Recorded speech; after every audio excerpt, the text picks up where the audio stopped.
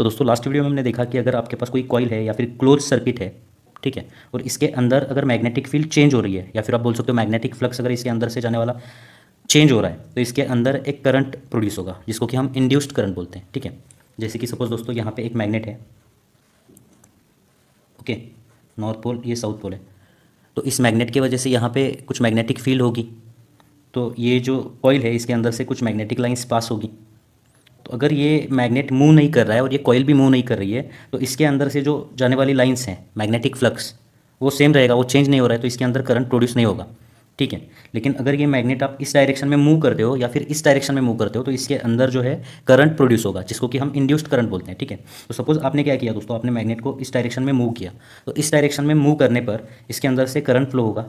ठीक है, मान लेते हैं इसके अंदर आई करंट फ्लो हो रहा है, तो इस करंट को दोस्तों इंड्यूस्ड करंट बोलते हैं। ठीक है, इसको हम इंड्यूस्ड करंट बोलते हैं। और ये इंड्यूस्ड करंट क्यों प्रोड्यूस हुआ है, यहाँ पे ये करंट क्यों प्रोड्यूस हुआ है, क्योंकि इसके अंदर से जाने वाला जो मैग्नेटिक फ्लक्स है या फिर मैग्नेटिक फील्ड है वो चेंज हो रही है। आप यहाँ पे बोल सकते हो कि यहाँ पे करंट इंड्यूस्ड हुआ है या फिर आप बोल सकते हो कि यहाँ पे ईएमएफ इंड्यूस्ड हुआ है, ईएमएफ इंड्यूस हुआ है। ठीक है, क्योंकि करंट को फ्लो करने के लिए ईएमएफ इंड्यूस होना जरूरी है। ठीक है, तो आप यहाँ पे करंट इंड्यूस हो रहा है ये भी बोल सकते हो या फिर आप बोल सकते हो ईएमएफ इंड्यूस हो रहा है यहाँ पे। ठीक है, तो यहाँ से हमें क्या समझ आता है दोस्तों, करंट को इस ये जो क्लोज कॉइल है इस क्लोज कॉइल के अंदर करंट को फ्लो करने के लिए मैग्नेटिक फील्ड का चेंज होना जरूरी है या फिर आप बोल सकते हो मैग्नेटिक फ्लक्स का चेंज होना जरूरी है। ठीक है, ये फाइंड आउट किसने किया दोस्तों, ये फैराडे ने फाइंड आउट किया है। तो यही जो चीज़ है वो दो लॉज के जरिए उसने हमें बताई हुई है। ठीक है, तो सबसे पहले देखते हैं हम दोस्तों यहाँ पे फैराडे का फर्स्ट लॉ क्या है। तो देखते हैं दोस्तों Faraday's first law of electromagnetic induction क्या है। ठीक है, देखते हैं उसका स्टेटमेंट। तो लॉ क्या है देखिए दोस्तों, whenever there is change in magnetic flux in a close circuit and EMF is induced in it, मतलब कोई भी एक क्लोज सर्किट है या क्लोज कॉइल है, ठीक है, इसके अंदर से फ्लो होने वाला अगर मैग्नेटिक फ्लक्स चेंज हो रहा है दोस्तों, यहाँ पे मैग्नेटिक फ्लक्स अगर चेंज हो रहा है या फिर बोल सकते हो इसके अंदर से जाने वाली मैग्नेटिक फील्ड अगर चेंज हो रही है तो इसके अंदर क्या होगा, करंट इंड्यूस्ड होगा। दूसरे वे में आप बोल सकते हो इसके अंदर ईएमएफ इंड्यूस्ड होगा। ठीक है, तो दोस्तों ये जो फर्स्ट लॉ है ये फर्स्ट लॉ क्वालिटेटिव लॉ है। क्वालिटेटिव लॉ इसलिए बोला गया है इसको क्योंकि यहाँ पे कितना ईएमएफ इंड्यूस्ड हो रहा है वो नहीं बताया गया है। ठीक है, उसकी मैग्नीट्यूड नहीं पता है, सिर्फ यहाँ पे ये बताया गया है कि अगर इसके अंदर से फ्लो होने वाला मैग्नेटिक फ्लक्स अगर चेंज होगा तो इसके अंदर ईएमएफ इंड्यूस्ड होगा, मतलब करंट इंड्यूस्ड होगा। इतना ही बताया गया है, इसलिए दोस्तों इसको क्वालिटेटिव लॉ बोला गया है। ठीक है, तो कितना ईएमएफ इंड्यूस्ड होगा ये उसने हमें सेकेंड लॉ में बताया हुआ है। ठीक है, तो अब देखते हैं दोस्तों सेकेंड लॉ क्या है, फैराडे का second law of electromagnetic induction क्या है। तो अब हम देखते हैं दोस्तों फैराडे का second law of electromagnetic induction क्या है। तो स्टेटमेंट क्या है देखिए दोस्तों, the magnitude of induced EMF, मतलब ये जो सर्किट है इस सर्किट के अंदर जो ईएमएफ इंड्यूस्ड होगा उसकी जो वैल्यू है वो value is directly proportional to, ये जो ई है ये डायरेक्टली प्रोपोर्शनल टू किससे, rate of change of magnetic flux for that circuit. ठीक है, मतलब इसके अंदर जो ईएमएफ इंड्यूस्ड होने वाला है वो EMF induced is directly proportional to rate of change of magnetic flux. किसी भी चीज़ का रेट मतलब क्या होता है, चेंज इन दैट क्वांटिटी, मतलब change in magnetic flux divided by change in time, इसको बोलते हैं rate of change of magnetic flux. ठीक है, फिर से एक बार देखिए दोस्तों, the magnitude of induced EMF, ये जो सर्किट है इस सर्किट के अंदर कितना ईएमएफ इंड्यूस्ड होगा इसकी जो मैग्नीट्यूड है is directly proportional to rate of change of magnetic flux with respect to time. Rate of change of magnetic flux with respect to time इसका मतलब क्या है दोस्तों, कि इसके अंदर से फ्लो होने वाला जो फ्लक्स है वो फ्लक्स कितने तेज़ी से चेंज हो रहा है उसको ये प्रोपोर्शनल है। ठीक है, मतलब अगर इसके अंदर से फ्लो होने वाला जो मैग्नेटिक फ्लक्स है वो अगर तेज़ी से चेंज हो रहा है तो ईएमएफ जो इंड्यूस्ड होगा वो ज़्यादा होगा। ईएमएफ अगर ज़्यादा इंड्यूस्ड होगा तो इसके अंदर करंट ज़्यादा इंड्यूस्ड होगा। ठीक है, मतलब अगर ये मैग्नेट आप तेज़ी से मूव करोगे तो इसके अंदर फ्लक्स जो है वो तेज़ी से चेंज होगा। फ्लक्स अगर तेज़ी से चेंज होगा तो ज़्यादा ईएमएफ इंड्यूस होगा, अगर ज़्यादा ईएमएफ इंड्यूस होगा तो ज़्यादा करंट प्रोड्यूस होगा यहाँ पे। ठीक है, अगर दोस्तों यहाँ पे ये मैग्नेट आप धीरे से मूव करोगे तो मैग्नेटिक फ्लक्स जो है वो धीरे से चेंज होने वाला है, उसका जो rate of change with change of magnetic flux होगा वो कम होगा। तो rate of change of magnetic flux अगर कम है तो ईएमएफ इंड्यूस्ड कम होगा, और अगर ईएमएफ इंड्यूस्ड कम है तो इसके अंदर करंट जो है वो कम प्रोड्यूस होगा। ठीक है, यही है दोस्तों इस लॉ का meaning.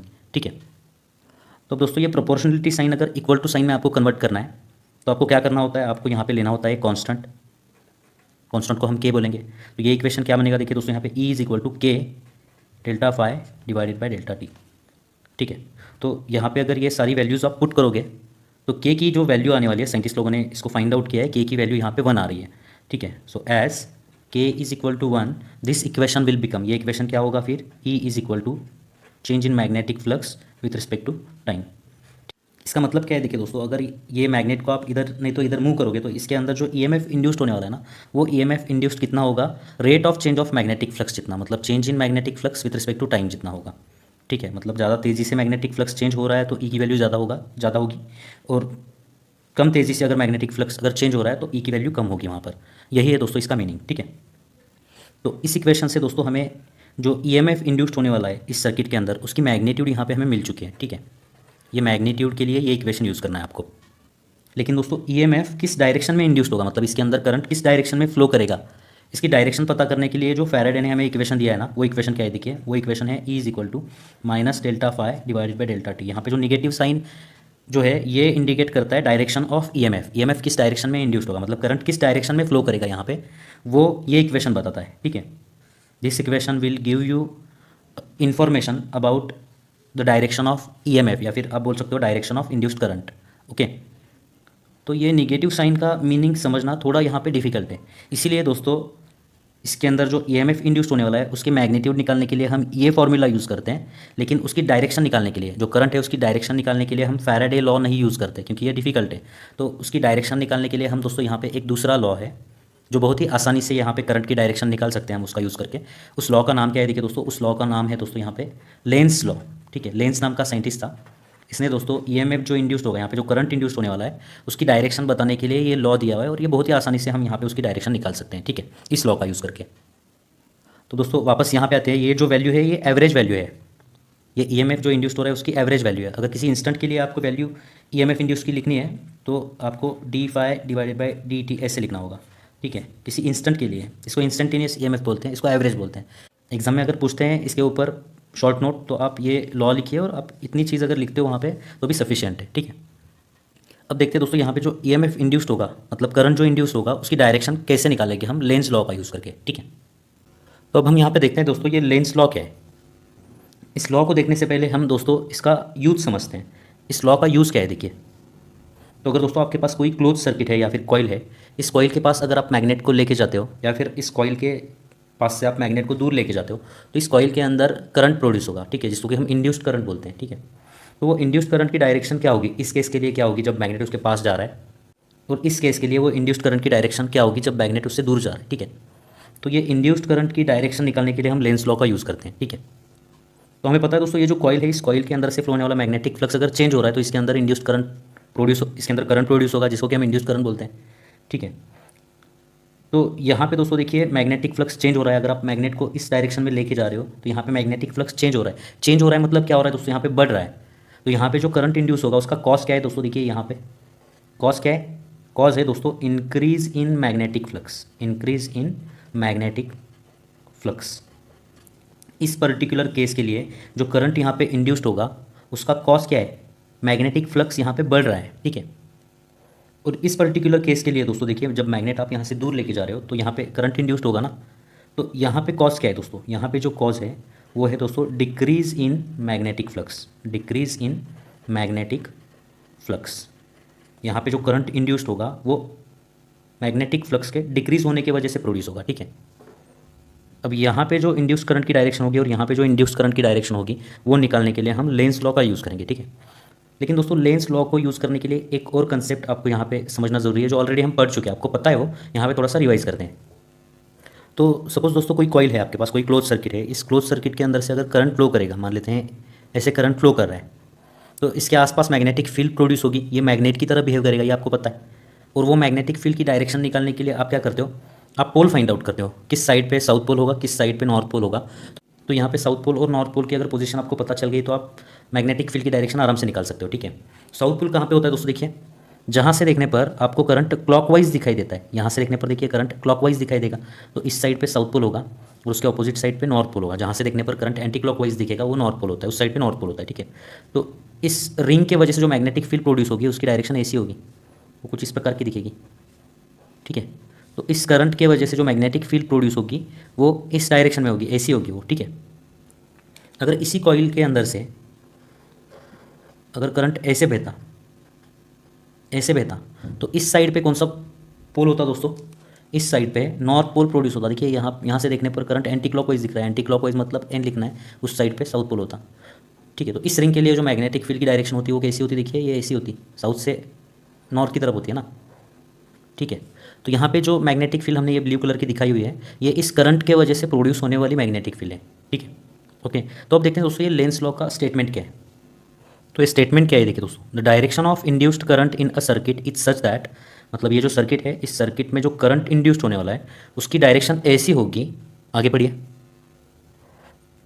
Is such that the magnetic field produced by induced current, मतलब इसके अंदर जो करंट इंड्यूस्ड होने वाला है उसके वजह से जो मैग्नेटिक फील्ड यहाँ पे प्रोड्यूस होगी ना, वो मैग्नेटिक फील्ड क्या करेगी, opposes the cause of induced current, वो मैग्नेटिक फील्ड जो है इस कॉज को अपोज करेगी। यही है दोस्तों लेंस लॉ का स्टेटमेंट, ठीक है।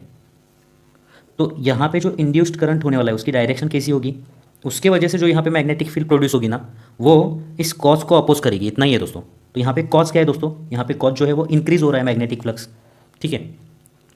तो इस कॉज को अपोज करने के लिए मैग्नेटिक फील्ड यहाँ पे कैसी होनी चाहिए, इस डायरेक्शन में, जो इसको डिक्रीज करे। तो इस डायरेक्शन में मैग्नेटिक फील्ड कब होगी, देखिए इस कंडीशन में ना, ऐसी कंडीशन में मैग्नेटिक फील्ड इस डायरेक्शन में होगी।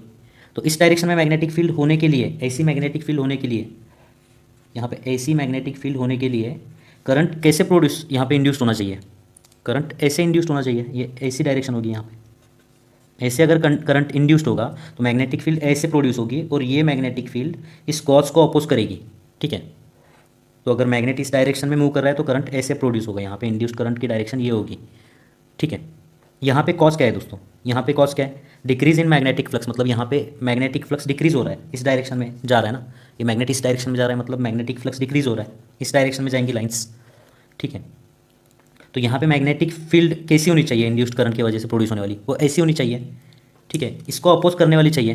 तो इस डायरेक्शन में मैग्नेटिक फील्ड प्रोड्यूस होगी यहाँ पे, इस इंड्यूस्ड करंट की वजह से इस डायरेक्शन में मैग्नेटिक फील्ड प्रोड्यूस होनी चाहिए। तो मैग्नेटिक फील्ड अगर इस डायरेक्शन में होनी चाहिए तो करंट किस डायरेक्शन में होना चाहिए, देखिए यहाँ पे ऐसा करंट होना चाहिए, ठीक है। अगर करंट ऐसे होगा तो मैग्नेटिक फील्ड ऐसे प्रोड्यूस होगी, ऐसे प्रोड्यूस होगी, तो इसको अपोज कर रही है, इस कॉज को अपोज कर रही है। यहाँ पे डिक्रीज हो रहा है ना, मैग्नेटिक फ्लक्स डिक्रीज हो रहा है, तो उसको इंक्रीज करने की कोशिश करेगी ये मैग्नेटिक फील्ड यहाँ पर, ठीक है। यही है दोस्तों स्टेटमेंट लेंस लॉ का, ठीक है। तो दोस्तों हर बार हम इतना एनालिसिस नहीं कर सकते, एक शॉर्टकट मैं आपको यहाँ पे प्रोवाइड करता हूँ जिसका यूज़ करके आप आराम से यहाँ पे डायरेक्शन को निकाल सकते हो। तो देखिए दोस्तों यहाँ पे कुछ केसेस हैं, इन केसेस में देखिए यहाँ पे मैग्नेट अंदर की तरफ जा रहा है, नॉर्थ पोल है, यहाँ पे मैग्नेट अंदर की तरफ जा रहा है, यहाँ पे साउथ पोल है, ठीक है। तो हर एक केस के लिए इंड्यूस्ड करंट की डायरेक्शन क्या होगी वो हमें यहाँ पे पता करना है, ठीक है। तो यहाँ पे इंड्यूस्ड करंट की डायरेक्शन निकालने के लिए एक टेक्निक मैं आपको यहाँ पे दे रहा हूँ दोस्तों। देखिए आपको क्या करना है, इसके दो साइड पे सिर्फ पोल के नाम लिखने हैं, वो पोल के नाम ऐसे लिखने हैं ताकि ये जो मोशन हो रही है इस मोशन को अपोज करने वाली मोशन हो यहाँ पर। मतलब देखिए यहाँ पे जो मैग्नेट है इस डायरेक्शन में जा रहा है, तो इसको इस डायरेक्शन में भगाने के लिए आपको यहाँ पे एन लिखना होगा, यहाँ पे एस लिखना होगा, ठीक है। तो ये इधर भागेगा ना, यहाँ पे देखिए ये नॉर्थ पोल उधर जा रहा है, उधर जा रहा है, तो इसको इधर खींचने के लिए आपको यहाँ पे एस लिखना होगा, यहाँ पे एन लिखना होगा, ठीक है। यहाँ पे देखिए ये साउथ पोल इधर जा रहा है, नज़दीक आ रहा है, तो इसको दूर भेजना है, दूर भेजने के लिए आपको यहाँ पे एस लिखना होगा, यहाँ पे एन लिखना होगा। यहाँ पे साउथ पोल दूर जा रहा है, दूर जा रहा है, तो उसका अपोजिट यहाँ पे होना चाहिए, उसके लिए यहाँ पे आपको एन लिखना होगा, एस लिखना होगा, तो ये अट्रैक्ट करेंगे ना, ठीक है। अब एन और एस का पता चलते ही दोस्तों आप यहाँ से आराम से इंड्यूस करंट की डायरेक्शन निकाल सकते हो। मैग्नेटिक फील्ड की डायरेक्शन क्या होगी, साउथ से नॉर्थ। मैग्नेटिक फील्ड की डायरेक्शन क्या होगी दोस्तों, यहाँ पे साउथ से नॉर्थ, यहाँ पे मैग्नेटिक फील्ड की डायरेक्शन साउथ से नॉर्थ, और यहाँ पे मैग्नेटिक फील्ड की डायरेक्शन साउथ से नॉर्थ। तो इंड्यूस करंट की डायरेक्शन आप राइट हैंड थंब रूल का यूज़ करके निकाल सकते हो। आपको क्या करना है, आपको ये जो है राइट हैंड में होल्ड करना है, और जो थंब है आपको ये मैग्नेटिक फील्ड की डायरेक्शन में ओरिएंट करना है, और आपको फिंगर कर्ल करनी है। तो जब आप यहाँ पे फिंगर कर्ल करोगे, यहाँ पे देखिए फिंगर आप ऐसे कर्ल करोगे ना, तो यहाँ पे जो इंड्यूस्ड करंट की डायरेक्शन होगी वो ये होगी। देखिए यहाँ से दिखने पर क्लॉकवाइज दिख रहा है, तो साउथ पोल हमने बराबर बनाया है यहाँ पर, ठीक है। यहाँ पे देखिए आपको क्या करना है दोस्तों, देखिए ये जो एक्सिस है या मैग्नेटिक फील्ड की डायरेक्शन है, इसको आपको क्या करना है, राइट हैंड में होल्ड करना है, थंब उस डायरेक्शन में ओरिएंट करना है, और फिंगर को कर्ल करना है। जब आप फिंगर को कर्ल करोगे तो आपको यहाँ पे देखिए ये ऐसी डायरेक्शन मिलेगी, ये ऐसी डायरेक्शन मिलेगी। तो यहाँ पे इंड्यूस्ड करंट की डायरेक्शन ऐसी होगी, यहाँ पे ऐसी होगी। यहाँ पे देखिए दोस्तों सेम ये कंडीशन है ना, तो यहाँ पे भी इंड्यूस्ड करंट की डायरेक्शन ऐसी होगी। यहाँ पे देखिए ये ऐसी कंडीशन है, तो यहाँ पे इंड्यूस्ड करंट की डायरेक्शन ऐसी होगी। तो ये जो इंड्यूस्ड करंट की डायरेक्शन है आप आराम से निकाल सकते हो। तो यहाँ पे दोस्तों आपका जो लेंस लॉ है और फैराडे लॉ है ये खत्म होता है। इसका अगला पार्ट हम दोस्तों नेक्स्ट वीडियो में पढ़ेंगे। तो मिलते हैं दोस्तों आपसे अगली वीडियो में, धन्यवाद।